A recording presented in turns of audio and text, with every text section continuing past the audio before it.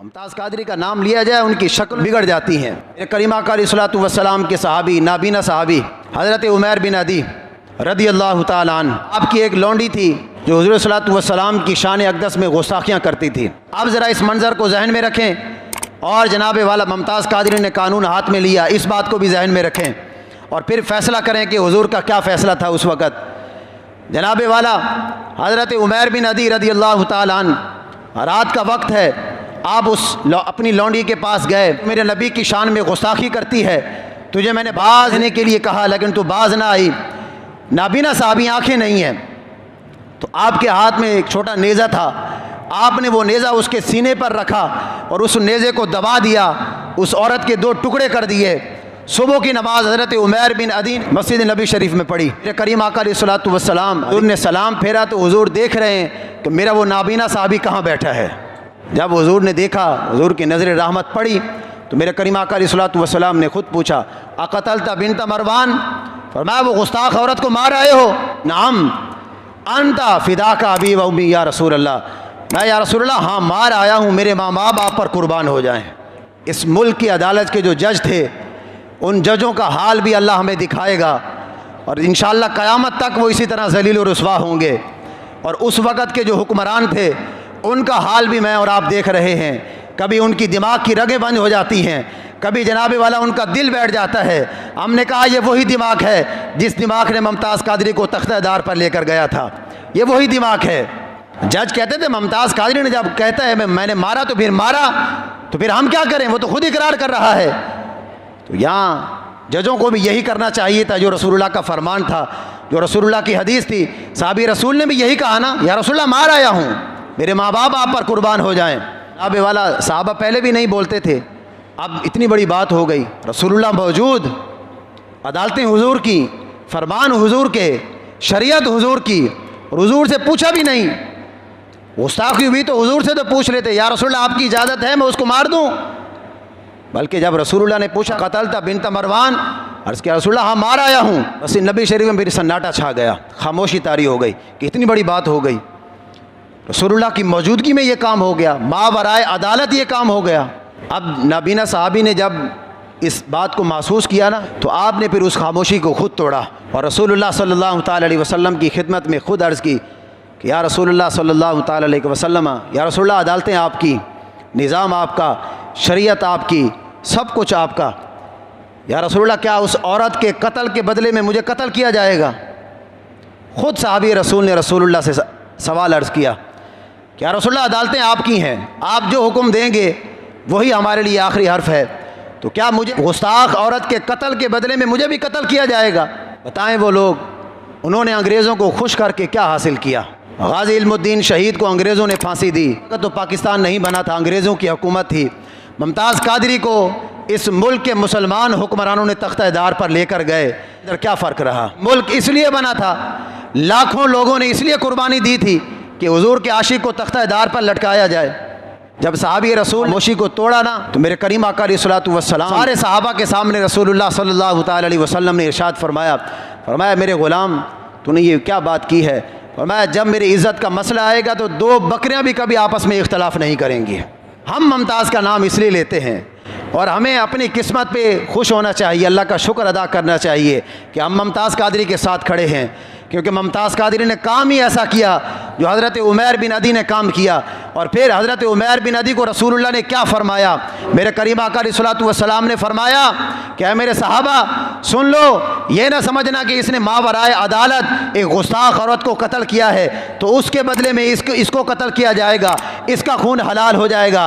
फरमाया नहीं, बल्कि मेरे करीम आका अलैहिस्सलातु वस्सलाम ने इरशाद फरमाया मेरे सहाबा, जिस शख्स ने किसी ऐसे शख्स को देखना हो कि जो मावराए अदालत अल्लाह की भी मदद करके आया हो, अल्लाह के रसूल की भी मदद करके आया हो, तो मेरे नाबीना सहाबी की ज़ियारत कर ले। वो ये रसूलुल्लाह का फरमान।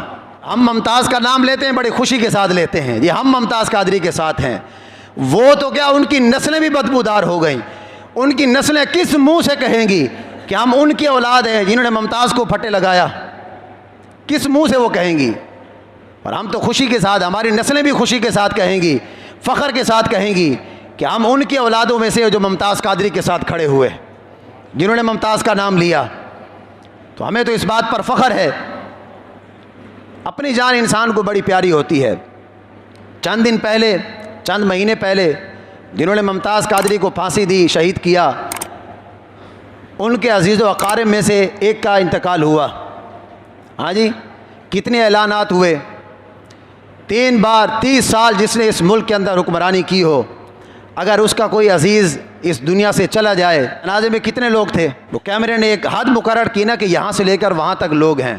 30 साल इस मुल्क के अंदर हुक्मरानी की हो, 3 बार इक़्तिदार के अंदर वो रहे हों, वो जनाजे के अंदर कितने लोग, और दूसरी तरफ एक कांस्टेबल हो, एक आम सा सिपाही हो जिसको कोई पूछता भी ना हो। हम मुमताज़ कादरी के जनाजे में तो ना शरीक हो सके, हमारी किस्मत में ऐसा नहीं लिखा था, लेकिन जो लोग गए उन लोगों की ज़ुबानी हमने सुना कि बड़े बड़े मशाइख, बड़े बड़े पीर, बड़े बड़े आलिम, मुफ्ती, मुहद्दिस, मुफस्सिर फरमाते हैं हमने उनको जनाब वाला सड़कों पर बैठे हुए रोते देखा। ऐसे इंसान के लिए कि जो खुद कांस्टेबल था, खुद कांस्टेबल था। दुनिया हैरान थी कि जब उसका जनाजा उठा, पूरा लाहौर बंद था, पूरा इस्लामाबाद बंद था, मोबाइल सर्विस बंद, ट्रांसपोर्ट बंद, आमदो रफ्त का कोई सिलसिला नहीं था, सब कुछ बंद था। दुनिया हैरान कि इतना कुछ, इतनी पाबंदी होने के बावजूद ये 60 लाख का मजमा कहाँ से आ गया। फिर इतना कुछ होने के बावजूद गाय साहब जब चले ना तख्ता-ए-दार की तरफ, ये भी बड़ा एक अजीब मंज़र था, बड़ा अजीब मंज़र था। इंसान को पता हो कि मेरे लिए सामने फंदा खड़ा है और मैंने अभी जाके ख़त्म होना है, कोई मेरी ज़िंदगी नहीं है, सिर्फ़ एक लम्हे की ज़िंदगी है, कुछ नहीं है। पता हो सामने मेरा अभी काम होने वाला है, अभी ज़िंदगी जाने वाली है। लेकिन मैंने शुरू में कहा ना, इस्लाम हर एक का खून नहीं लेता। जिसका खून इस्लाम के साथ मैच होता है, इस्लाम उसी का खून लेता है। जिसका खून इस्लाम को सूट करता है, इस्लाम उसी का खून लेता है। हर एक का खून नहीं लेता इस्लाम। इंसान को अपनी जान कितनी प्यारी होती है, एक सुई कांटा चुभ जाए तो इंसान की जान निकल जाती है। और एक इंसान को पता हो, अब गाय साहब के पास वो कौन सी दिलेरी थी, वो कौन सी बहादुरी थी जो उनको तख्ता-ए-दार पर जब वो गए ना। आम तौर पर क्या होता है, जब किसी को फांसी के लिए लेकर जाते हैं ना, तो 2 पुलिस वाले इधर होते हैं, 2 आगे 2 पीछे, उसको पकड़ के ले जाते हैं। लेकिन साहब को जब के लिए लेकर जा रहे थे तो दाएं बाएं तो खैर कोई नहीं था। गाय साहब उन पुलिस वालों से 5-5 फीट आगे दौड़कर चल रहे थे।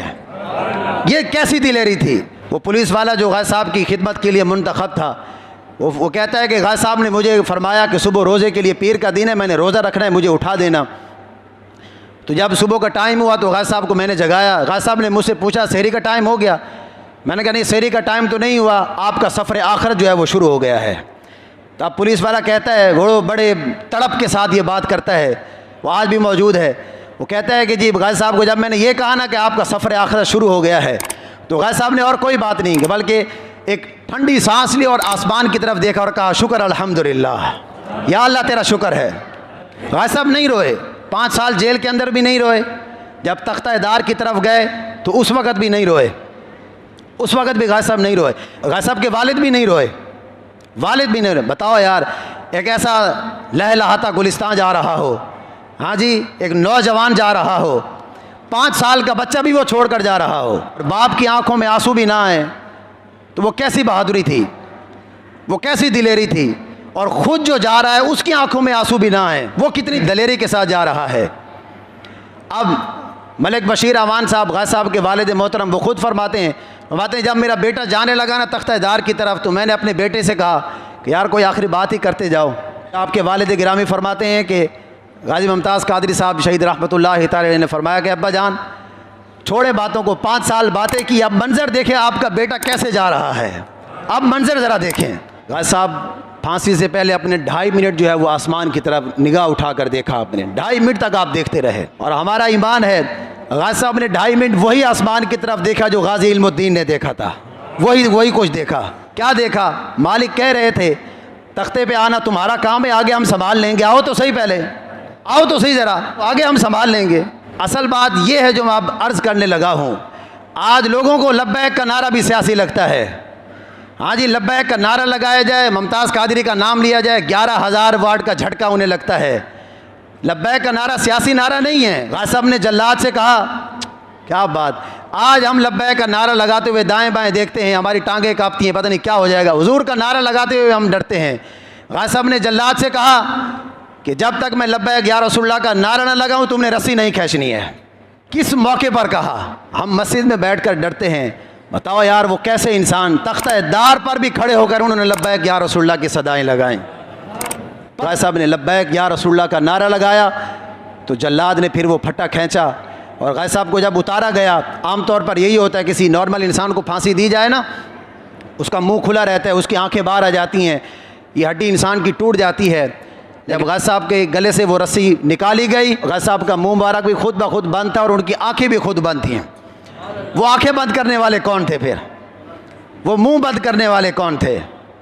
और जनाब अल्लामा गुफरान मोहम्मद सियालवी साहब फरमाते हैं गाज़ी साहब को गुस्ल मैंने दिया। वो खुद कहते हैं जब मैंने गाज़ी साहब को गुस्ल दिया ना तो मैंने जब उनके सीने पर देखा तो वो फरमाते हैं पीर नवीदुल हसन शाह साहब उनसे कहने लगे कि ये नॉर्मल इंसान को फांसी दी जाए, उसको पता हो कि मैंने तख्ता-ए-दार पर लटकना है, तो वो तो वैसी सोच सोच के उसका वज़न वैसे आधा कम हो जाता है, जाने से पहले कम हो जाता है। ये देखें गाज़ी साहब का वज़न कितना बढ़ गया है। फिर क्या बात है जी। गाज़ी साहब जानते थे मैंने मरना नहीं है कि इंतकाल करना है, और उस इंतकाल पर बंदा मर ना जाए कि जो इंतकाल इंसान को रसूलुल्लाह के कदमों में पहुंचा दे, उस इंतकाल पर बंदा मर ना जाए, सिर्फ इंतकाल करना है। पीर साहब फरमाते हैं जब मैंने गाज़ी साहब की गर्दन को दाएं बाएं फेरा ना, मैंने कहा देखें तो सही ज़रा, नॉर्मल इंसान की हड्डी टूट जाती है। वो फरमाते हैं जब मैंने गाज़ी साहब की गर्दन को दाएं बाएं हिलाया ना, फरमाते हैं खुदा की कसम उठा के वो फरमाते हैं, आज भी मौजूद हैं, अगर कभी आपकी मुलाकात हो तो उनसे पूछिएगा, पीर गुफरान मोहम्मद सियालवी साहब इन्होंने गाज़ी साहब को गुस्ल दिया। फरमाते हैं जब मैंने गाज़ी साहब की गर्दन को हिलाया ना तो खुदा की कसम, वो फरमाते हैं गाज़ी साहब की हड्डी टूटना तो दूर की बात, रस्सी के निशान तक भी गले में नहीं थे, रस्सी के निशान तक भी नहीं थे। ये कौन सी ऐसी चीज़ थी जो गाज़ी साहब को वहाँ तक ले गई?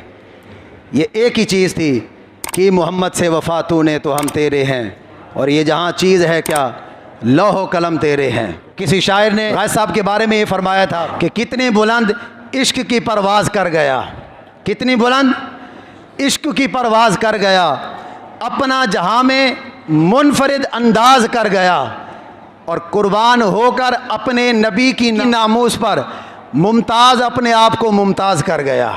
ये गाज़ी, और क़यामत तक इसी तरह लोग गाज़ी साहब का नाम लेकर झूमते रहेंगे, और जिन्होंने गाज़ी साहब के साथ ये किया उनका आज नाम लेने वाला भी कोई नहीं है। शैतान तासीर जिसके जनाब वाला सीने के अंदर वो 27 गोलियां गाज़ी साहब ने दागी, वो पूरे कुफ्र के अंदर एक लर्जा तारी हुआ, पूरा कुफ्र हिला, और जनाब वाला हुजूर की गुस्ताखी का जो सिलसिला चला जा रहा था, वो गाज़ी साहब की जो बड़े बड़े आलमों की गुफ्तगू ने वो काम ना किया, जो गाज़ी साहब की 27 गोलियों ने काम कर दिखाया। ये क़यामत तक जो है वो गाज़ी मुमताज़ का नाम रहेगा। क्यों? आला हज़रत फरमा गए कि रहेगा यूं ही उनका चर्चा रहेगा, पड़े खाक हो जाएं जल जाने वाले। हुजूर का भी नाम रहेगा, हुजूर के ग़ुलामों का भी नाम रहेगा। वाखिर दावाना।